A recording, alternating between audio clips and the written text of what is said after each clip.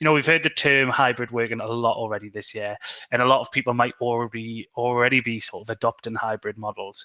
But it becomes when it comes to any sort of organisational shift, charity leaders really must prepare themselves and make sure they have a plan of action and roadmap for staff to follow.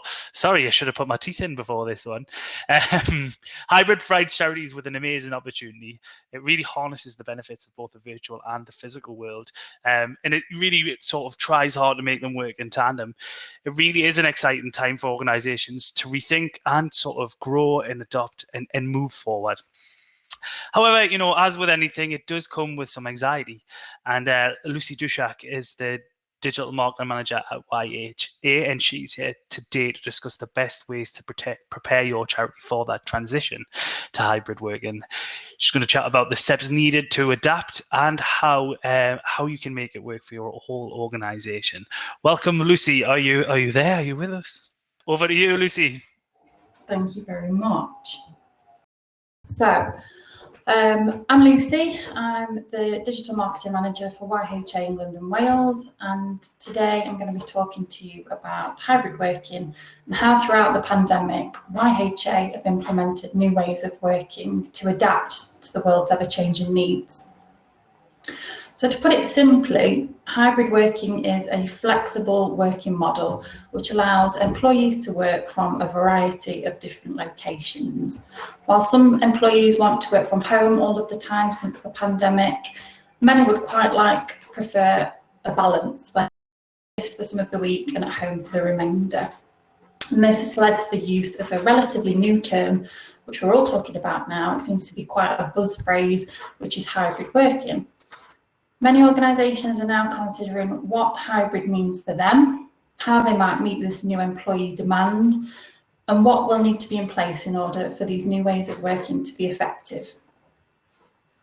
So according to the CIPD, the UK's professional body for HR and people development, the productivity benefits of home working appear to have increased during the pandemic, with employees now more likely to say that the shift to home working has boosted productivity 33% than they were in June 2020 at 28%.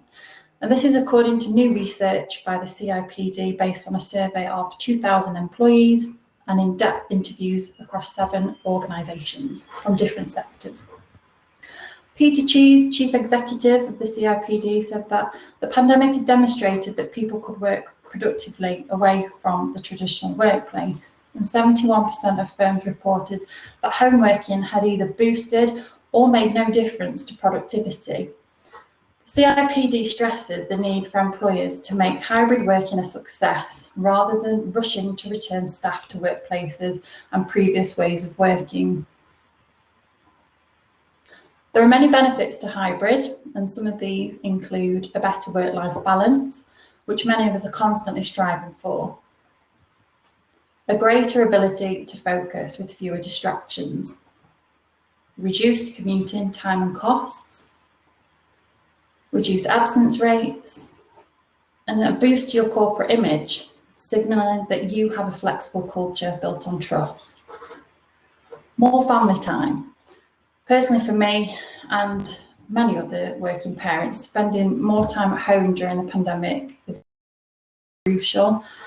For me to be able to manage my homeschooling with my children and juggling my full-time job as well. This has just really given me the flexibility to do that. The risks of hybrid. So it may be perceived that remote workers will suffer because they are not seen as frequently. Remote working has meant that some individuals now get less screen time with others.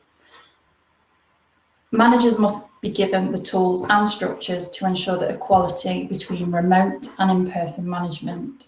Without equality, the hybrid model will just not work, and employees may believe that being in the office is the only route to things like career progression.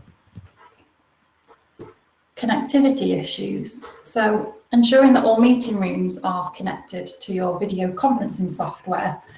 This enables those working remotely to see and engage with everybody in the room, and make it mandatory for all meetings to include a video conferencing link, and always assume that some attendees will be working remotely. This then creates inclusivity. Give employees guidance on how to run meetings for both remote and in-person attendees. This includes using digital tools to support meetings and create a seamless user experience for both those in person and those working remotely. Remote workers may work longer hours and take shorter breaks than when they are in the office. They may worry that because they are out of sight, their in-office colleagues may perceive them to be slacking off. So they often have a tendency to overcompensate by working longer hours. And managers have got to try and find ways to ensure that employees don't feel like they always need to be available. Loneliness and mental health. So it becomes much harder to bounce ideas off co-workers when we're all working remotely. And in some cases, pinging somebody a Microsoft Teams message, for example, might feel quite awkward, especially if that person isn't showing as available. And due to this barrier, this might lead to poor decision-making and a further need to revise work procedures. Monthly meetings, face-to-face or away days can help with this, and they'll help to re-engage employees as well and make them feel like part of a team again. Employees may feel pressured to purchase desks, chairs, and other equipment to create their own at-home office environment. Ensure that you're regularly discussing with your employees what tools they need to get the job done. Are you able to part fund any of their equipment or look at other ways to reduce overall costs? Some roles will never work with the hybrid model. These may be customer-facing roles that need to be available in person, but communicating this clearly to those employees that aren't eligible for hybrid is really important, and be upfront, as it's less likely to cause issues in the long run. First steps to hybrid. So ascertain if there are any roles that should be prioritised to return to the workplace. Some employees may need to continue to work from home in the short term due to vulnerability, ongoing health conditions, or caring responsibilities, and these employees should be identified before rolling out new ways of working. Communicate a plan for when employees will work from the office and when they'll be expected to work from home. And this should include reference to caring responsibilities, any wellbeing issues, and any relevant personal circumstances and preferences. And consult with employees at all stages when planning for returning to the workplace. Encourage employees to raise questions or concerns through surveys, webinars, one-to-ones.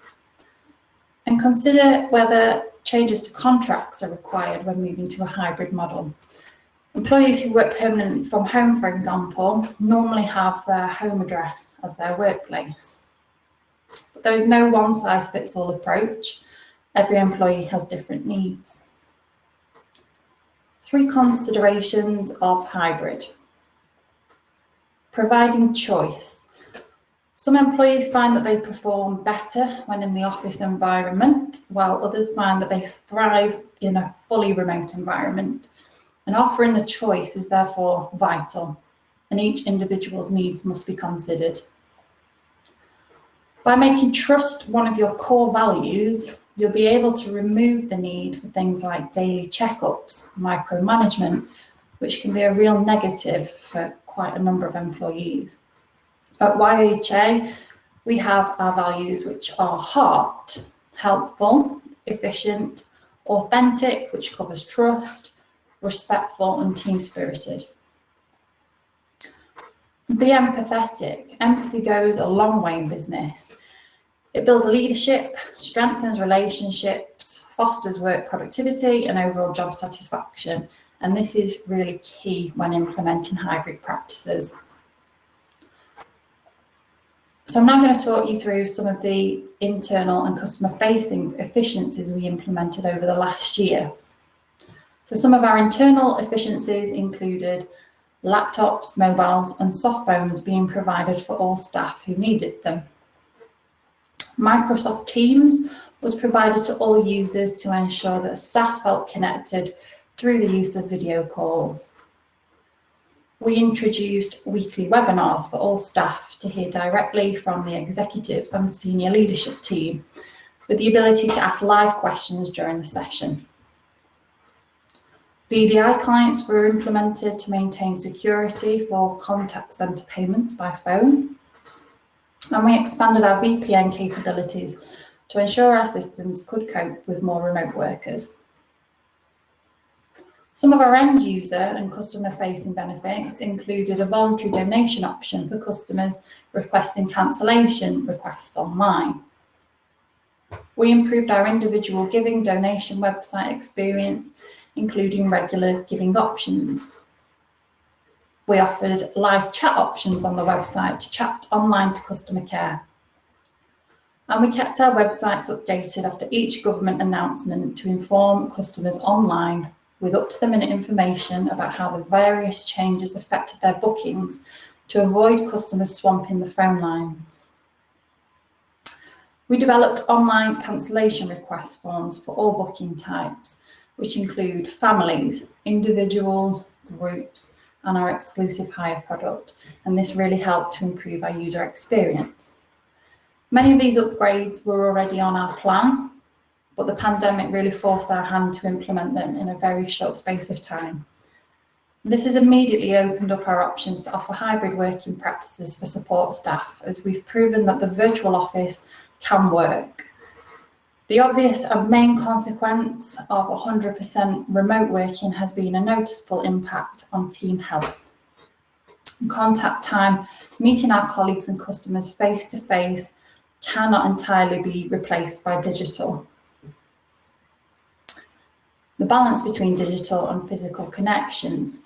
So the pandemic helped YHA to digitise, unlocking lots of potential for new ways of working in a hybrid model. However, at YHA, we also know that digital has its limits.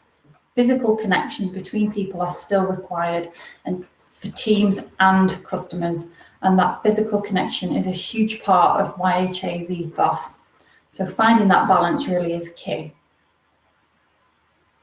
Getting employees buy-in. So as your charity develops change or makes any decision that will affect your workforce, you should try to consider how you will communicate the reasons for that decision. Decisions sometimes come with good and bad news. So a good approach we found is to have prepared to outweigh the bad news with benefits created by the decision. And employees are generally quite accepting and supportive of decisions when they can see how it is beneficial.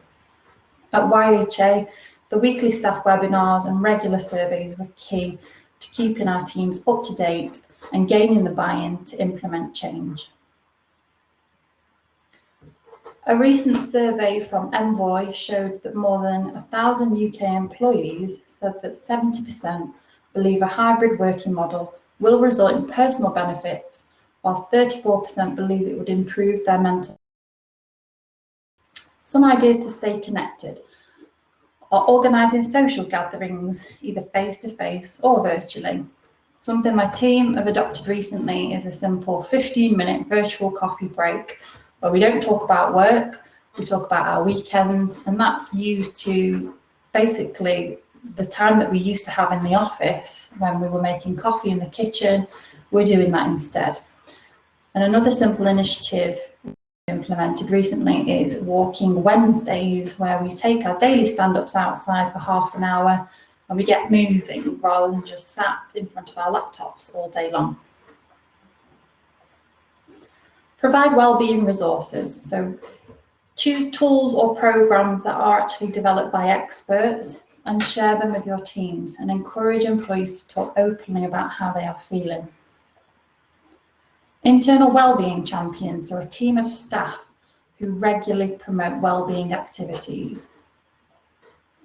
And flexible boundaries. For some, they may prefer more of a set routine when it comes to work. So agree with them set days to come into the office and check in on them as to how they progress with a change to their normal ways of working. YHA leveraged digital to remove inefficient processes, time and costs from our charity, whilst offering customers an improved experience to meet modern day expectations, versus ensuring that the human element of our charity isn't lost. So connecting people to each other, community, face-to-face time, shared experiences, alongside connections to the outdoors, nature, culture, arts and heritage are all at the heart of our organisation, and we mustn't lose that.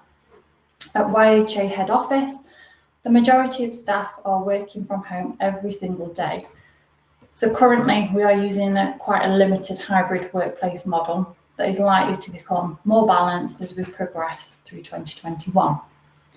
Our experience with remote working has on the whole been very positive, considering that so much change has happened in such a short time frame. And we're really looking forward to developing this model further to meet every employee's needs. Thank you.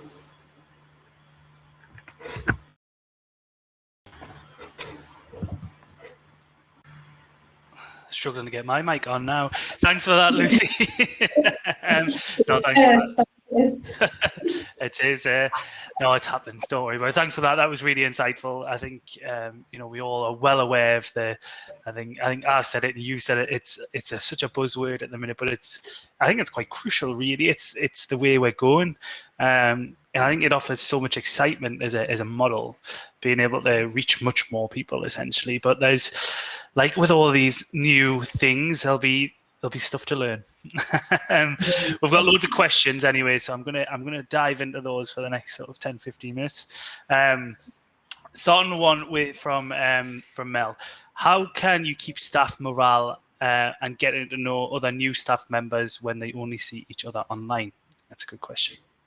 Very good question, and in all honesty, it's something that we're working through as well. We're still learning every single day. For me and my team, we have daily stand-ups. So it's half an hour every day that we all get together on a Microsoft Teams call. We talk through, obviously, what we're working on throughout that day. And we also just have that extra bit of time to just talk about things like the football, for example, last night, or anything that's, of interest. And we make sure that is, that's mandatory, that everybody in the team attends at a time that suits everybody, first thing in the morning. So we have that regardless of whatever else is going on. And that's really helped us to keep connected. Now, the other things that I mentioned, just making sure that you are putting additional time into people's diaries just to have that extra connection. Doesn't necessarily need to be where you have to speak about work. Having that time away from work is really important, because you would have done that in the office naturally. You wouldn't just be sat behind your laptop solidly all day long. You would get up, you'd have a chat with people. It's really important to keep that going.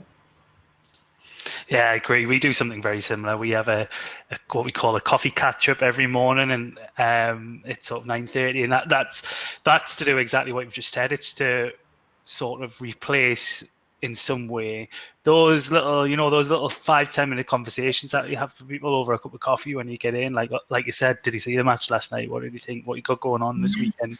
That just like nicely sets you up for your day, doesn't it? It's like, all right, yeah, it gives you that little bit of motivation. We might give 5 minutes to the 15 minutes, half an hour that we have talking about work, but that's always at the end, when we're about to get our head on. So it's there's a lot of different tasks. I think from the recruitment side of it, I think new starters is a one. We've had sort of 3 or 4 new starters join since being virtual, and I think one thing that we've seen be really good is have a really solidified onboarding process for them. And a big part of that was make sure to meet everybody in the team, spend half an hour chats in like in the day 1 or day 2. So they're getting FaceTime with people almost straight away, and then invites to all the teams, that sort of thing. But it is difficult, but we learn how to get through it. Yeah, and we've done exactly the same. I've taken on a new member of staff during the pandemic, interviewed like this, And then, I've met her once very briefly in person, but the feedback that we've had because of the onboarding process, it might take a little bit longer than it normally would remotely, but it's worthwhile having that in place. And she fed back that even though we've done it all remotely, she's felt onboarded in a really positive way. She couldn't have spoken better about the process, so it is really key. Yeah, another thing that's been good for us is socials as well, even with online versus virtual.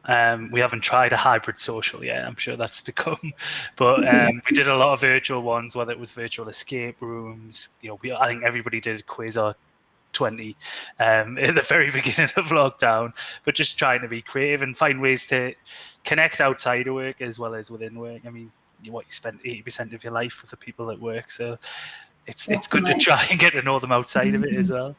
and being disciplined to put that time in place as well, because we can all just crack on with our working days, and those days soon pass, and then you realise I should have really done something that week with the team. So be disciplined and make sure that it forms part of your plan to make sure that time is taken out of the diary for people.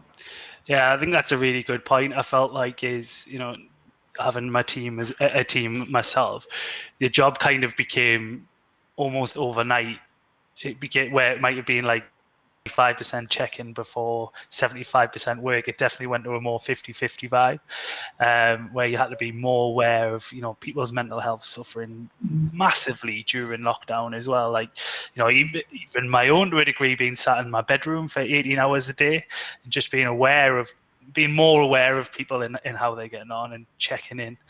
I think it's critically important. Anyways, I'm hopping on.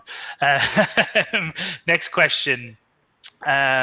We have struggled with comms. I assume they mean internal comms when working from home. What methods do you find have been most successful when hybrid work?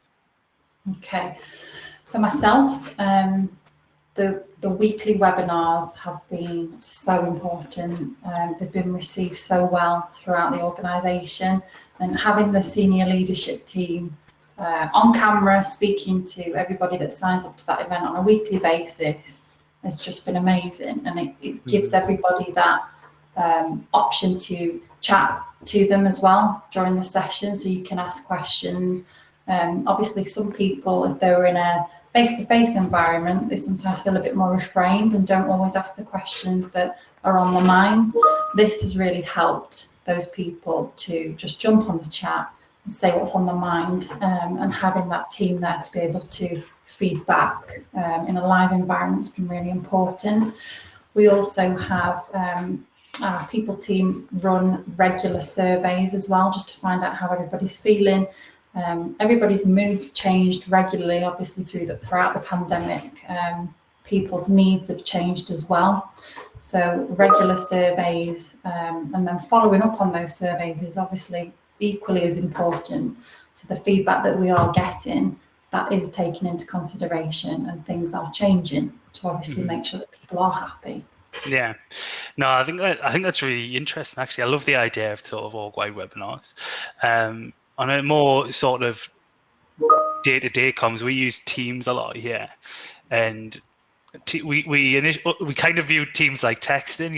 It's hard to understand what context or the motivation or almost the sort of intonation that people have behind what they're saying. But we actually spent a bit of time setting up specific working principles and how to use Teams. Almost don't use it for specific things, and the group function within Teams itself allows just areas for people who might not be so confident to say things sort of in a face-to-face environment, but when but behind a screen can feel like they're open and honest. It's just about providing, I think, different touch points for people to share how they're feeling more than anything else.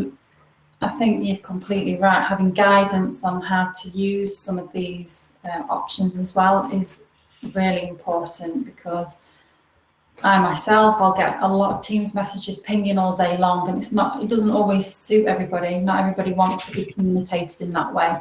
So making sure that you're communicating with your team as well, how you want to be communicated to, is equally as important. whether that's a phone call, an email, or a Teams message, or whatever other tools that we're using is really key. Exactly. Great question here from Steve. What advice would you have for getting buy-in from managers or board who are resistant to hybrid working? Good question. I think they need to try it really first, instead of just straight away being apprehensive or not wanting to give it a go. I think let them trial it and see if you can get them to buy into it that way. Obviously, talking about the benefits and how it's going to benefit everybody in some way is really important to keep hammering those points home. But getting them involved, I think, in the planning as well of how you're going to actually roll out hybrid is going to be key as well, because nobody likes just to be handed a new way of working without any involvement. So I think getting them on board at the start of the process is really important, and just work together, I think, is working together now more than any time. That collaborative approach is so important. Brilliant. No, I think that's great advice. Thank you, Lucy. Thank you very much for that. That was great. Really appreciate it.